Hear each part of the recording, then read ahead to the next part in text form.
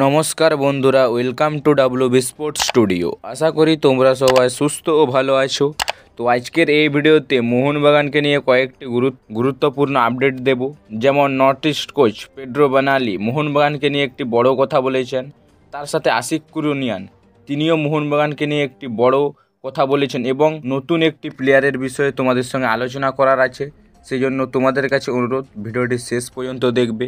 ও যারা চ্যানেলে প্রথমবার এসেছো, চ্যানেলটি অবশ্যই সাবস্ক্রাইব করে রাখবে। সাবস্ক্রাইব করা একদম ফ্রি, সেই জন্য তোমাদের কাছে অনুরোধ চ্যানেলটি সাবস্ক্রাইব করে রাখবে। প্রথমে যে বিষয় নিয়ে আলোচনা করব, আশিক কুরুনিয়ানকে নিয়ে। তো আশিক কুরুনিয়ান নর্থ ইস্ট ম্যাচের আগে যে প্রেস কনফারেন্স ছিল মোহনবাগানের, সেখানে তিনি কিন্তু মোহনবাগানকে নিয়ে বড় কথা বলেছেন। তিনি জানিয়েছেন যে আমি আমার ফুটবল ক্যারিয়ারে মোহনবাগান দলের হয়েই খেলে যেতে চাই, এরকম একটা কথা বলেছেন আশিক কুরুনিয়ান, যেটি কিন্তু মোহনবাগানের প্রতি কতটা ভালোবাসা সেটা বোঝায় এবং মোহনবাগানে প্রতিটা প্লেয়ারই চায় মোহনবাগানে খেলতে। তো এরকম মানসিকতা নিয়ে যে সমস্ত ফুটবলাররা রয়েছে ক্লাবে, সেটি কিন্তু ক্লাবের জন্যও ভালো। এর পরের যে আপডেটটা দেব, north east coach Pedro Benali তিনি কিন্তু মোহনবাগান ম্যাচের আগে কিন্তু ইন্টারভিউতে মোহনবাগানকে নিয়ে বড় একটি কথা বলেছেন।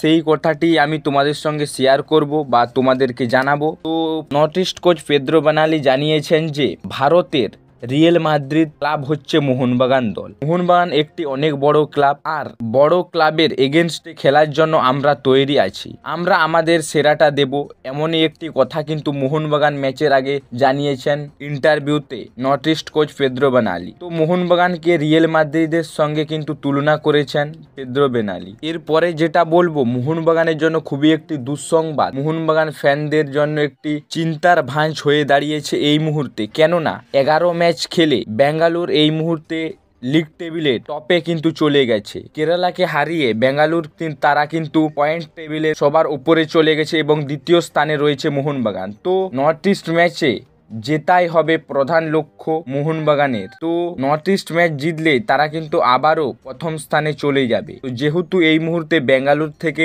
2 ম্যাচ কম খেলে তারা দ্বিতীয় স্থানে রয়েছে, এখানে একটু অ্যাডভান্টেজে রয়েছে মোহনবাগান। আশা করা যাচ্ছে এই ম্যাচে ভালো ফল করে মোহনবাগান লিগ শীর্ষে আবার উঠে যাবে। লাস্ট যে আপডেটটা দেবো, একটি খুবই গুরুত্বপূর্ণ আপডেট, যে পাঞ্জাব এফসির রাইট ব্যাক এবং লেফট ব্যাকেও তিনি খেলেন অভিষেক সিং, একজন ইয়ং ট্যালেন্টেড ফুটবলার, যিনি কিনা এই মুহূর্তে পাঞ্জাব এফসির জার্সি গায়ে খুবই দুর্দান্ত পারফরমেন্স দিচ্ছেন। তো এ বিষয়ে একটাই কথা বলার আমার, যে মোহনবাগান এরকম ইয়ং ট্যালেন্টেড ফুটবলারের প্রতি যদি ঝাঁপায়, পরবর্তীতে মোহনবাগানের এরকম ট্যালেন্টেড প্লেয়ারের প্রতি যদি মোহনবাগান ঝাঁপায়, এটি কিন্তু একটি ভালো দিক হবে মোহনবাগান ক্লাবের জন্য এবং পরবর্তীতে এই ইয়ং ফুটবলাররাই মাঠ কাঁপাবে, এটা আমরা নিঃসন্দেহে বলতে পারি।